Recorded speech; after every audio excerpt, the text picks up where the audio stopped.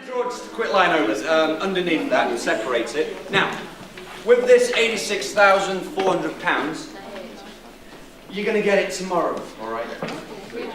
Not really, but yeah, go with me, yeah? And you're going to have that tomorrow. You've got the day to spend it. The day to spend it, okay? Just jot down some of the things you would spend it on. What would you spend that money on? You've got one day, it has to go by the end of the day. 86,000. You really.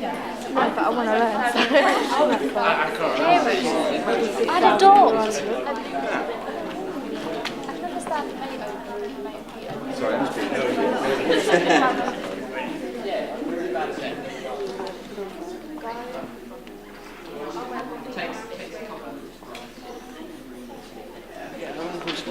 what do you do before you go to bed? You've got X amount of time. What kind of things do you do?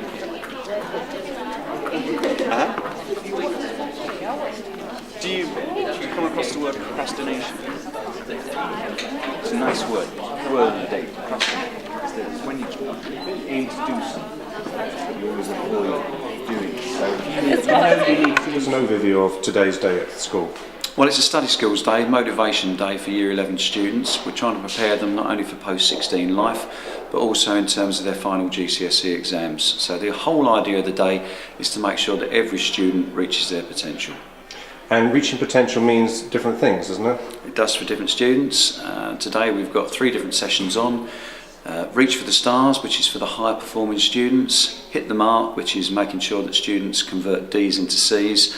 And a session from an outside provider called Fix Up Seminars, which is your determination decides your destination, and that is to motivate all students of all abilities. And this is the first year you've done this? No, not the first year, but we've changed it every single year because we need to respond to the demands of not only the students in each year group, but also the demands of National Challenge and ensuring that we increase our A to C's, including English and Maths. And do you get feedback from students at the end of the day? Yep, we had one before Christmas. They gave me feedback in written form as well, of which they asked for a more personalised day in order that they achieve their potential. So I've responded to that by ensuring that the groups are appropriate to their needs this time round. How long do you think you need to spend on that information to make sure that hour stays in your brain? 20 minutes. 20 minutes, okay. What about a day later then? Same bit of information. An hour, so getting longer. What about a week later? Right. It actually happens in reverse. This is the way it works, okay?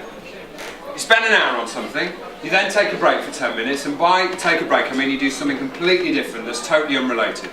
So you watch the telly, listen to music, eat, drink, chat to your mates, whatever you do, but it wasn't related to what you just looked at.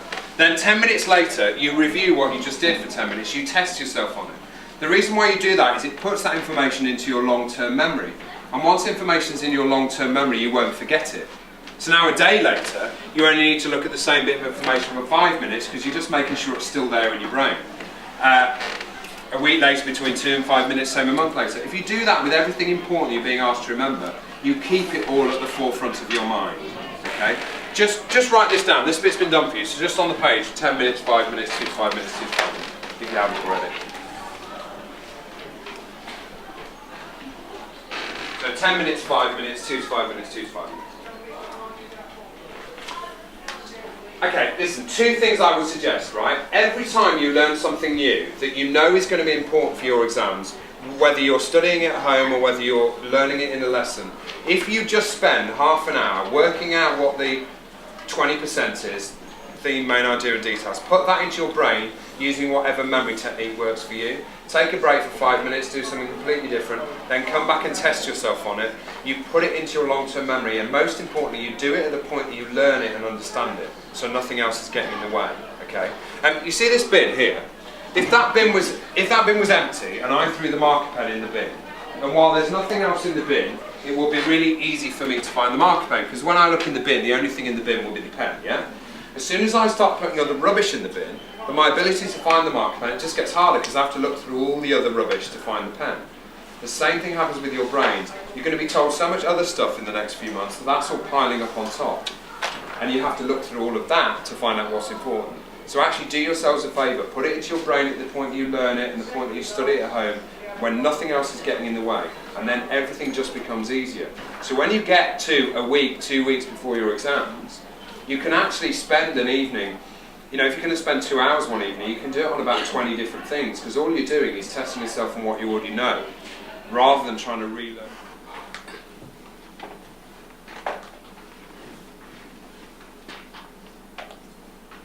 Yeah. Pink beard, yeah? My name is Fred. Yeah? Yeah. Anything else? Yeah.